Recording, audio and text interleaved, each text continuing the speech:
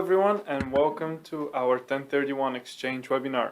My name is Alberto Nicodemo from Innovative Realty and Property Management. Today we have a very specific event with Dave Foster. Our guest has been in the real estate industry for years, and what he specializes in is 1031 exchanges, and he works as a qualified intermediary. Every investor needs one if you're to do a 1031 exchange. Dave will describe this in more details for us.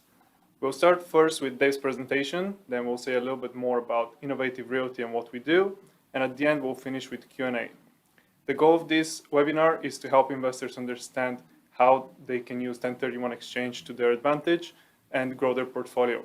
Now, without further ado, I would like to introduce you Dave Foster from the 1031 Investor. Dave, take it away.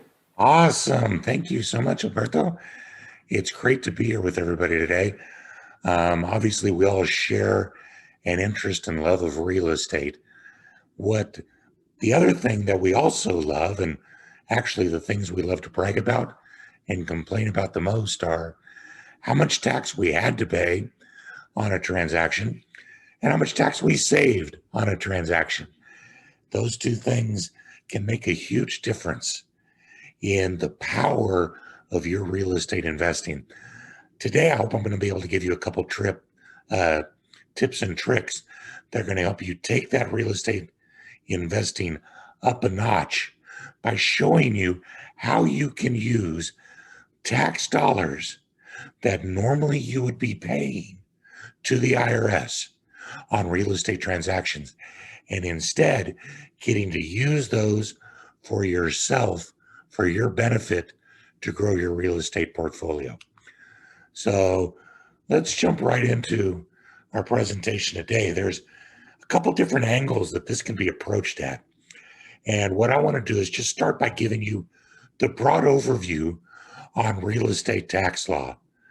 And right there, I imagine 5 or 6 of you fell asleep. Real estate tax law is nothing but invigorating. But hang with me, because there's a really nice punchline, and your wallet is going to feel good at the end.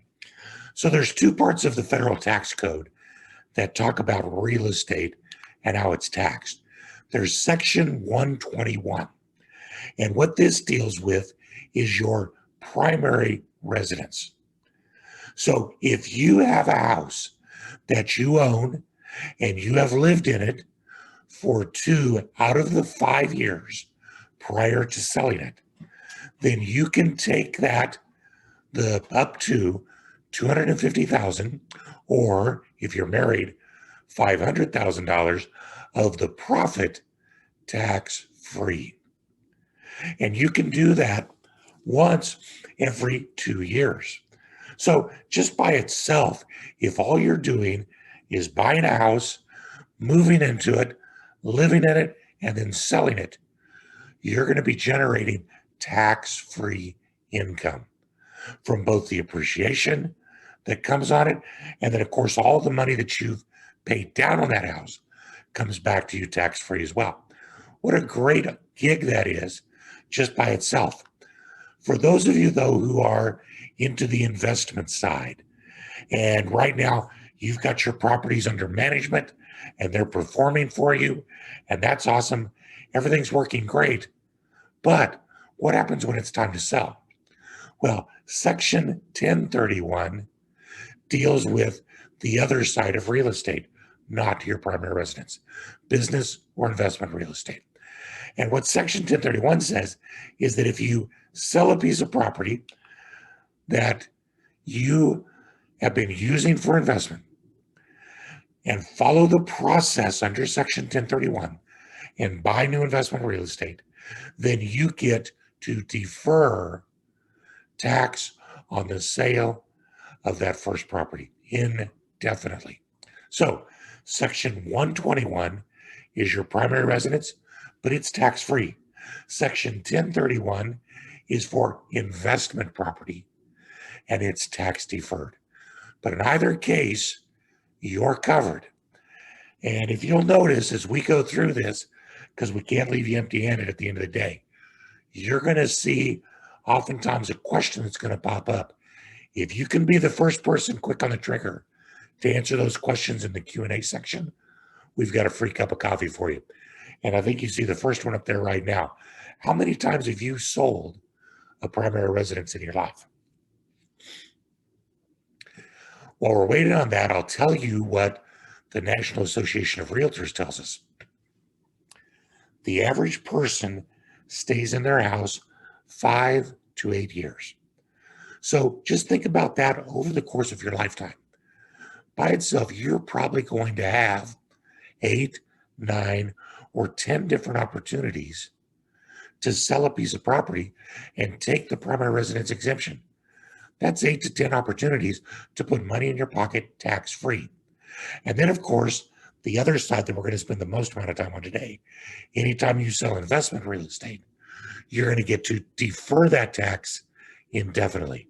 So tax-free or deferred indefinitely, and either way, you're going to like the benefit on your wallet. Vicky, congratulations. You just won, and you've moved 5 times. That's awesome. 5 opportunities to take money tax-free. So Section 1031, where we're going to spend the bulk of our time. When you sell business or investment real estate, you're going to defer payment of the tax that was normally due on the sale. I keep saying defer because that is oh so important. The tax does not go away. It gets deferred indefinitely. But if you'll hang on to your hat, at the end of this presentation, I'm going to give you the 4 Ds. Write these down. The 4 Ds that are going to help you maximize this. But I'm not going to give it to you now. I'm going to make you wait. There are 6 basic requirements that have to be met in order for you to do a 1031 exchange. They all have to be met, and it's not that you can meet 3 or 4 of them and have the process still work. All 6 of these relating to the type of real estate, some timing, the people you have to use to do them, the requirements for title, and what your reinvestment requirements are, all have to be met. So it's a pretty exacting process that does take a little bit of management, but the results are going to be awesome, because what you can do is take that property that you've got under management right now with Innovative, sell that property and go buy different investment real estate that's going to perform better for you, that'll be managed by Innovative again. And in between, though, you don't have to have the burden of paying the tax. So I think you see where we're going. By the way, at the end of this, I think we're going to take it back to Alberto and we'll be able to answer some questions. So we will have a Q&A time. So jot them down right now, but I'm just going to march on through this so we can make sure and get through in time. The first requirement is the property must be real estate that is held for investment. What that means, business property that's held for investment used in your trade. Maybe you're a restaurateur and you own a building that you house your restaurant in. That real estate is being used for your trade. Or it could be business. This is where most of us fall. We have rental property. Our model is we buy real estate and then we rent it out as a business to make money. The third way that you can use real estate for investment is to hold it as an investment. When we buy things as investments, we buy them now because we think that in the future, they're going to be worth more money. So you buy a property now and you're holding it for appreciation. Any of those qualify a property as 1031 eligible and is being used for investment. So you can think of it this way: any property that's held for income or used to produce income can be exchanged for any other type. So you can sell single family, you can buy commercial, you could sell agricultural and buy multifamily. It's all considered the same as long as it is used, held for income, or used to produce income. Any property that's held, as in real estate, it must be real estate. But the definition of real estate is defined by the states. So a trailer home could be real estate if it's attached to the land underneath it.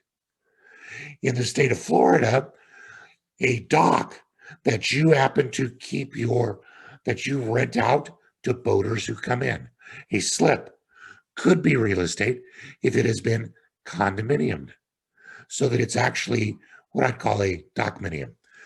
Timeshares, if they're deeded timeshares, which there are a lot of in Orlando, can be 1031. As long as it's actual real estate and not a timeshare where what you've got is you bought a week at this resort. If instead you bought a week at this unit, then you actually have an interest in real estate in that unit. The hold period, we usually think of things that qualify for 1031 as in longer term, meaning 12 months more, because it does all come down to your intent. And if your intent is to hold the property for productive use in business, trade, or for investment, then it qualifies for 1031. Property that you hold with the intent of reselling immediately does not qualify. Property that is held for investment is, and like kind, would be U.S. property for U.S. property and foreign property for foreign property. So you can exchange anywhere in the United States or in the territories of Guam, the U.S. Virgin Islands, and American Samoa. But you could not sell in Florida and buy in the Dominican Republic, or sell in Spain and buy in Massachusetts. So it's got to be basically U.S. property for U.S. property or foreign property for foreign property. Rental property is always going to be an investment. I can demonstrate my intent to hold that property, and that's always going to be investment. Bare land, though, is also always an investment if your intent was to hold it. Now, the reason why I distinguish these two is because bare land many times does not generate income. So actual production of income does not qualify, or is not a requirement to be 1031 eligible. But your intent to hold it, to make money on it, does. Now, here's an example. Let's see if we can drive this home. Bill and Jane have a duplex. They've been renting. They want to sell it and buy a condo at the beach to rent out and use a little bit themselves. Does that qualify for a 1031 exchange? So basically in the Q&A, we're going to ask somebody, give me the answer who hasn't already won. Does a vacation rental qualify for 1031 exchange? Who's going to be our first? Oh, the Q&A is at the bottom of your screen if you're having a tough time seeing it. Now, in my case, it's actually at the top of my screen, and I have to move the arrow around to open it up. Alicia tells us that yes, it does, and you are absolutely correct. So think about the possibilities here. You've got a rental properties you've been making money off of, or maybe you're an out-of-state investor watching today, and you'd really like to get something close to Disney that you want to come down and use with your family, but you don't want to have to manage it, and you do want to make some money off of it. Well, that's the perfect property, isn't it? To put under management with Innovative, and then come down every once in a while, black a few of those dates out, and use it yourself. A great application of 1031 that gives you an extra bonus for use. Now, the second basic requirement and the third one deal with timing. Property that qualifies from the day that you close the sale of your property, you have 45 days to identify your potential replacements. That's 45 calendar days. Weekends count. Day one is the day of closing. And you've got to identify your replacement properties during that time. Now, during the 45-day period, it's perfectly fine to actually purchase and take ownership.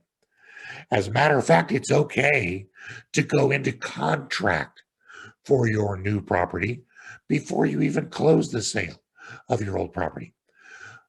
But you have to close the sale before you can close the purchase. But during that 45-day period, you can actually take title and own it, or you can provide a written list of your potential replacement properties. Now, here's what that list has to look like. It has to be in by midnight on day 45. It has to be in writing. It has to be a specific identification. You couldn't say a unit in Disney Building 3.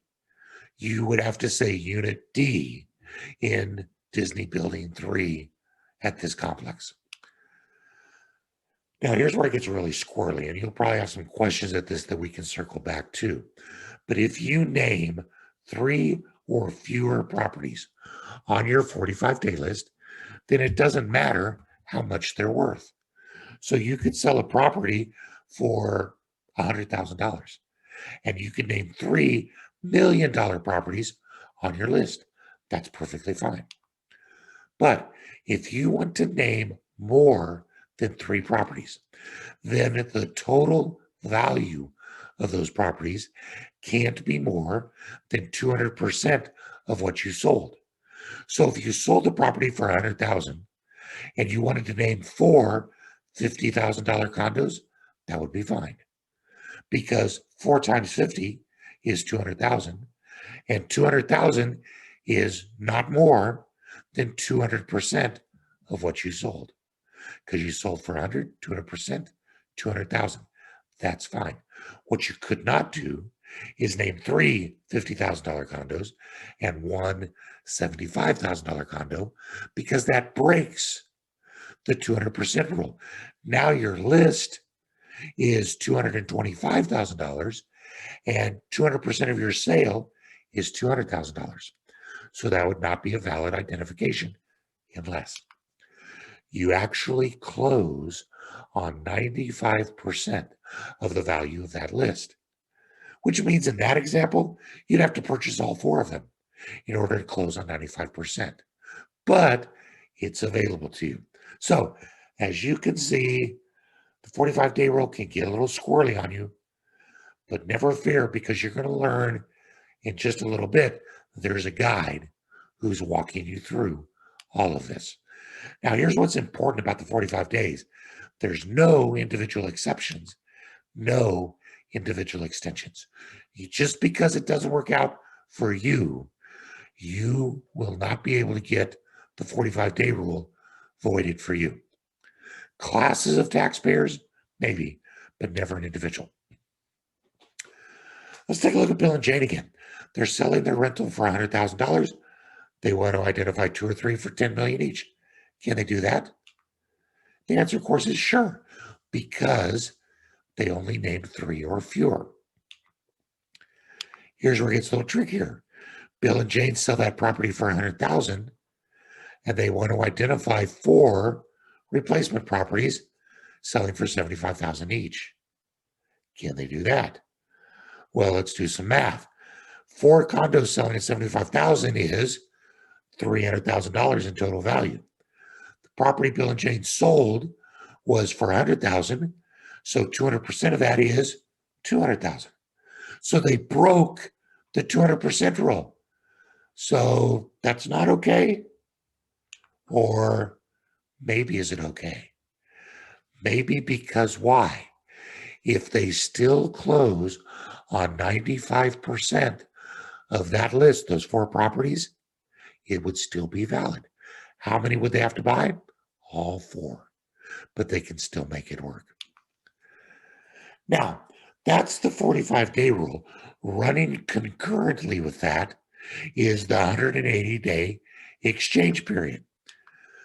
You have 180 days from the closing of your old property to complete the purchase of your new property. And the purchase has to be one or more of the properties on that 45-day list.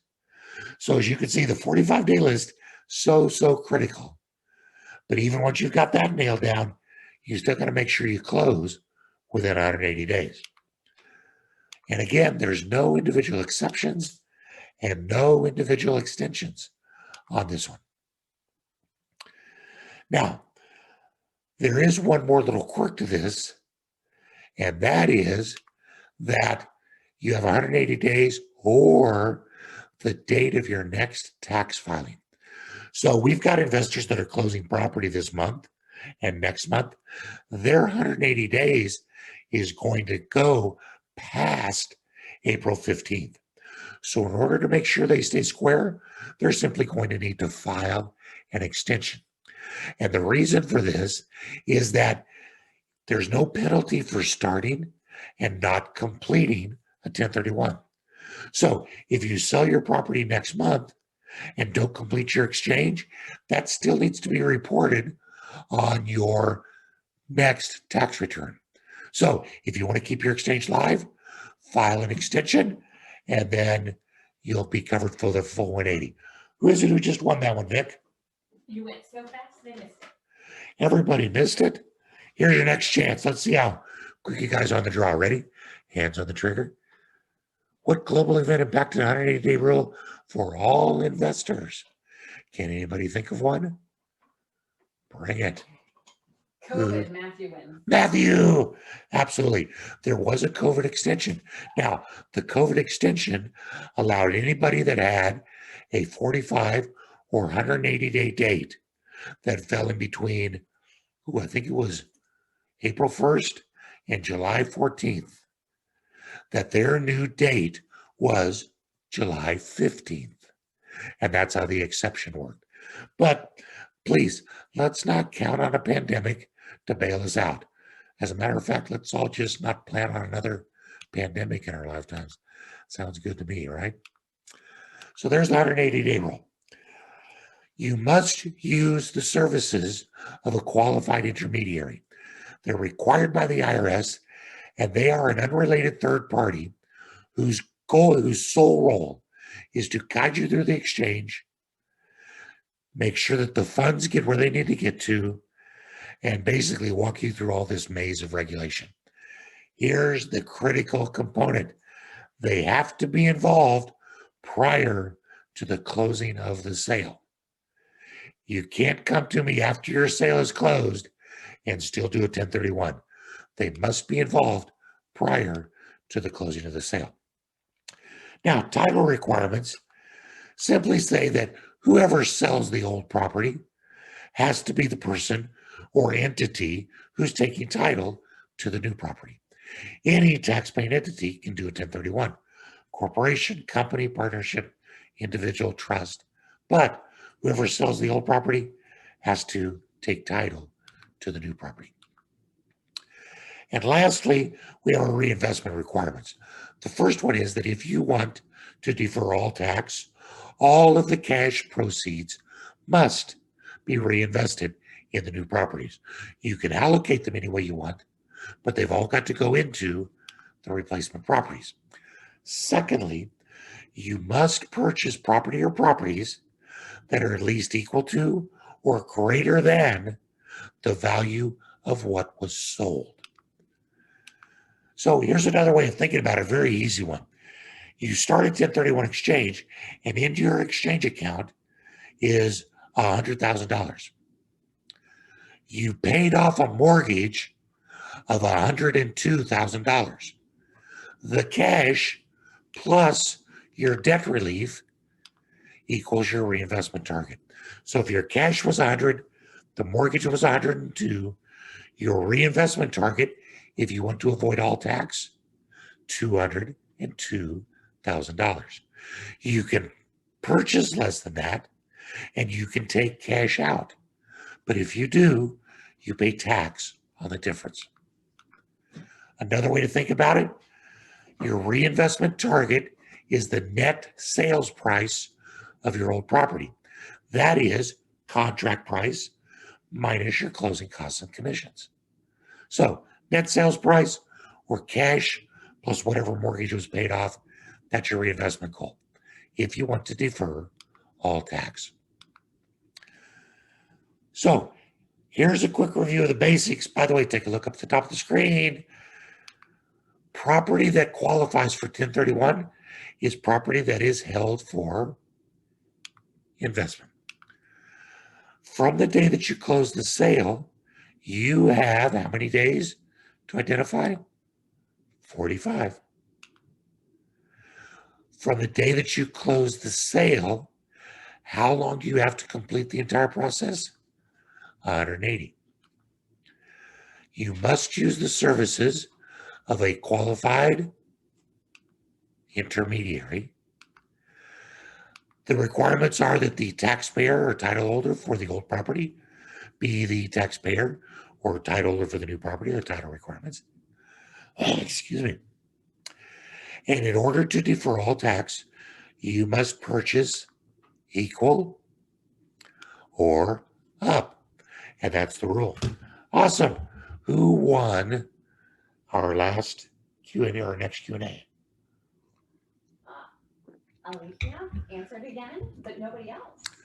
You know what, Alicia, we weren't going to give it to you because you can only get one, but their loss, your gain. Congratulations. Yeah, if you call me a week after your sale, I'll commiserate with you, I'll cry with you, and I'll tell you maybe next time. But if we're not in place prior to the sale, you can't do a 1031 exchange. So how can we use these things real quickly? And then we'll go into Q&A. You can sell several properties and do 1031 exchanges on them to buy one larger property. Those are much easier for passive management companies to manage for you. You can even have in-house management if they're large enough, but sell several and buy one. Consolidate your holdings. You can also go the opposite direction. You can diversify. And this is where it gets really powerful if you're just starting out, because you can sell one property and use your proceeds to buy two. And then later, sell the two properties, do 1031 exchanges, and go buy two more. And the next thing you know, your portfolio is looking big and healthy. Now, you can use these things to plan for retirement, like buying a vacation home that you maybe plan to convert to your primary residence once you are done needing it as an investment. Or you can simply buy a vacation rental to use some during your retirement years. You can also integrate these with estate planning by moving the property where your heirs are, so that you could sell a property, go buy something where each of your children live. Let them manage the property until you pass away, and then they get to inherit the property. What an awesome gift to give to them. By the way, for some people that we actually did this with one time, Grandma figured out real quick that the best thing about this strategy was that every trip to go see the grandkids was a tax write-off business expense because they were going to visit their investment property. This is an example of that diversification exchange that is so powerful in the early stages of your investing. Now, I remember I said I was going to leave you with the 4 Ds of the 1031 exchange. They are this: defer, defer, defer, and die. Because as long as you, if you do a 1031 exchange, hold your new property, you will never have to pay the tax. As long as any time you sell your new property and you do another 1031 exchange, you'll never pay the tax. If you die holding the new property or your last property, then your heirs get to inherit that property at what is called a step up in basis, which means they inherit the property as if they paid market value for it on the day you died. So the tax literally does go away. So if you defer it, and defer it long enough, then it will become tax-free. It doesn't get much better than that, except for what you have to do in order to get that last D. So my recommendation is definitely tell your kids about the first three. Defer, defer, defer. But you may want to be careful about when you tell them about that tax-free gift to them if you die. I just blew through on our screen another review of those 6 basics. If any questions might crop up right now that we can move into. But I do want to thank you. We've got, real quickly, we do have some time. And so if you want to put some questions into the Q&A, we'd be happy to help you out with that. Here's my contact information. And by the way, if you look at the bottom, that's my favorite Supreme Court justice of all time there, Justice Leonard Hand. Taxes are not something you volunteer to pay. Pay what you need to and only that. And with that, I'll turn it back to Alberto.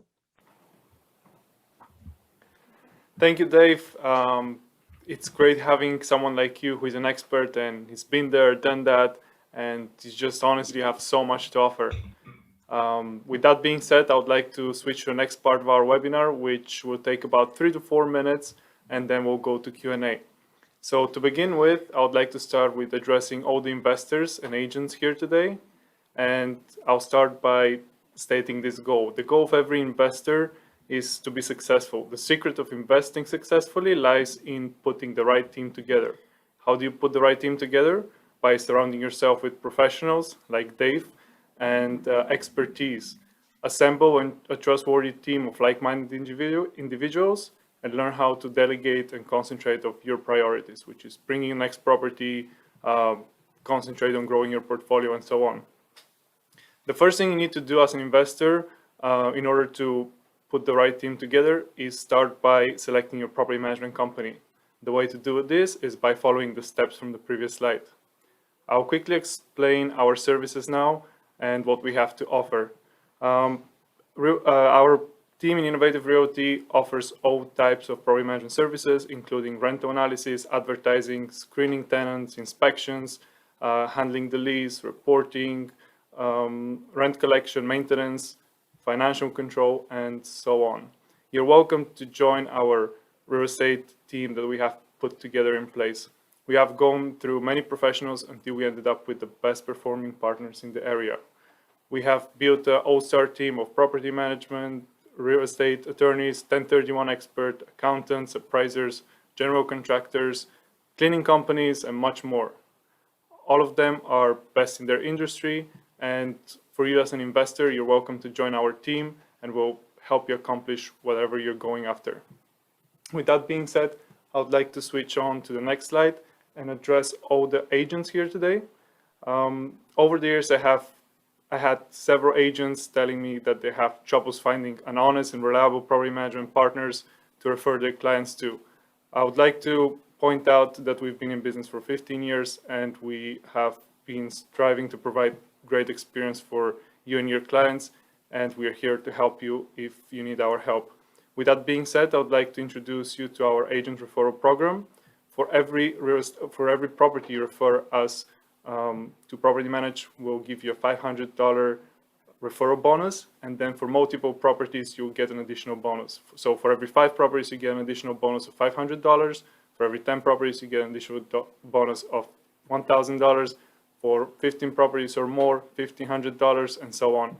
If you have a portfolio over 20 properties or more, please feel free to reach out to us and we'll be happy to help you.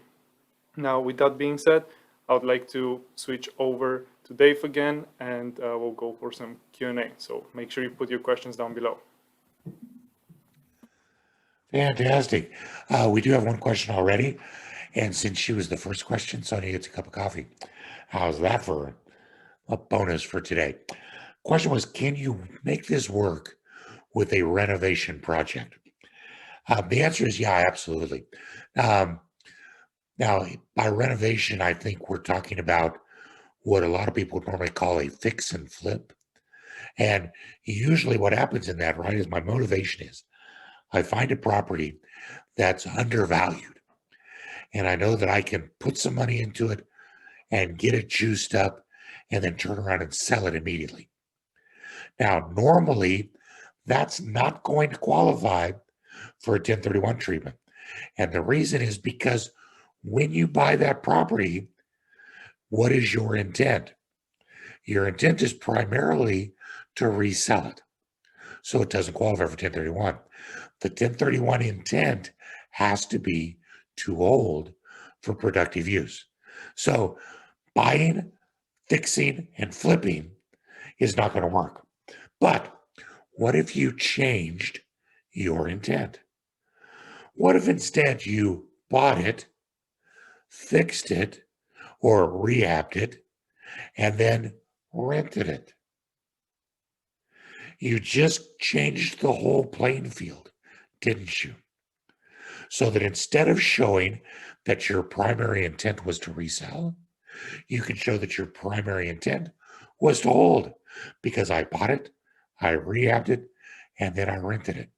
Now, this strategy has actually been coined. There's another investor website out there that has coined this strategy and called it the BRRRR strategy.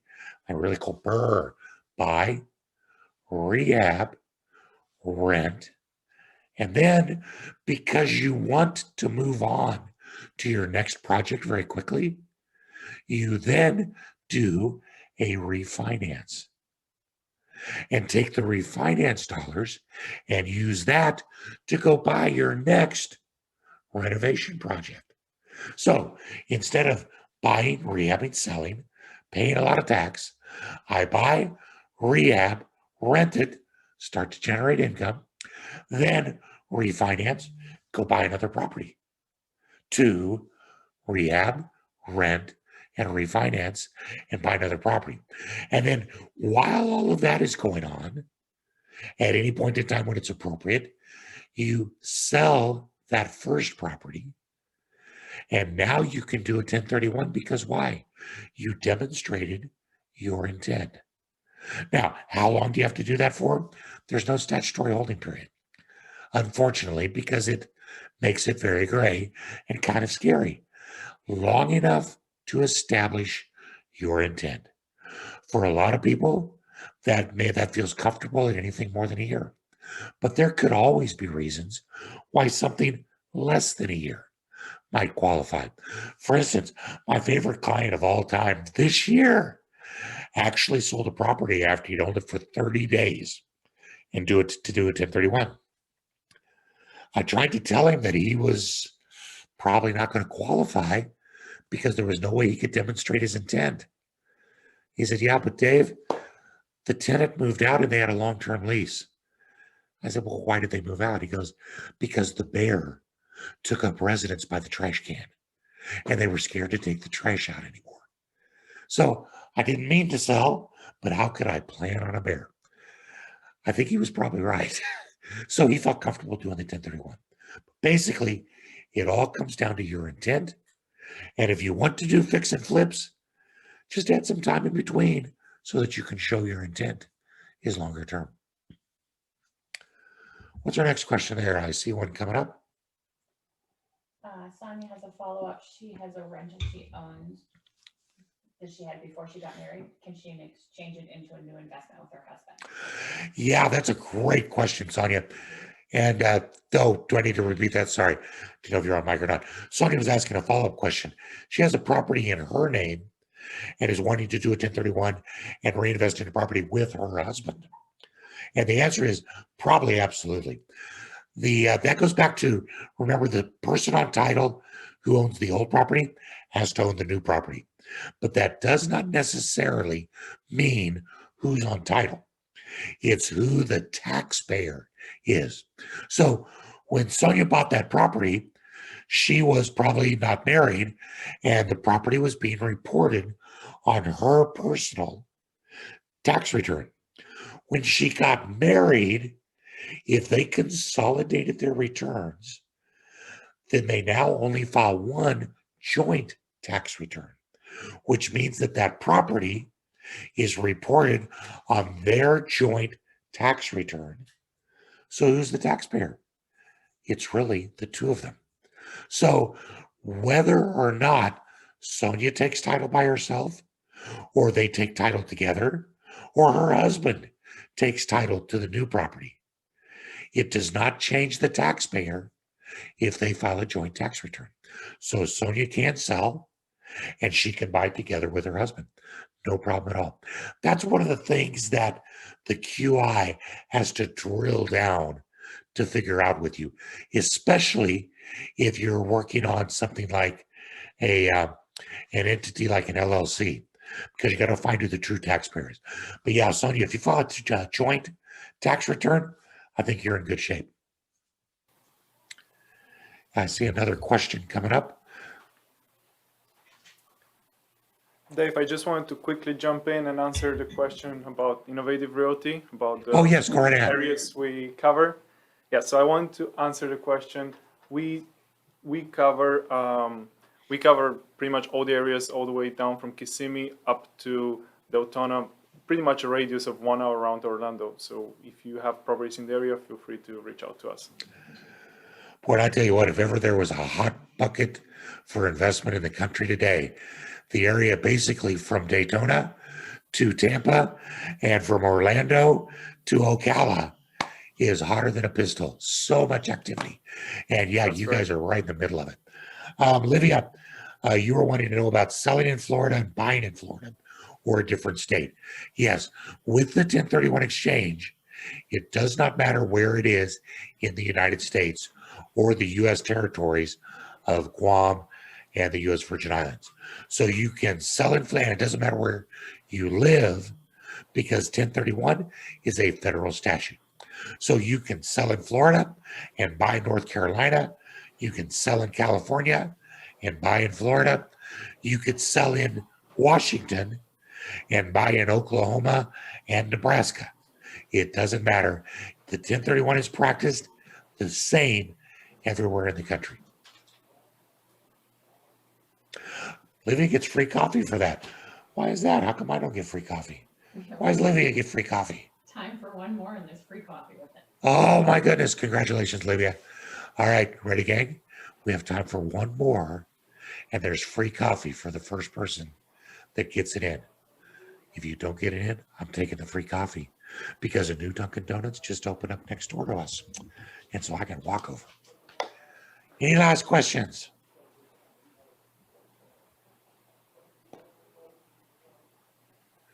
I don't know. What do you think, Alberto? Maybe I should give the coffee to you. Yeah, I would like to have one.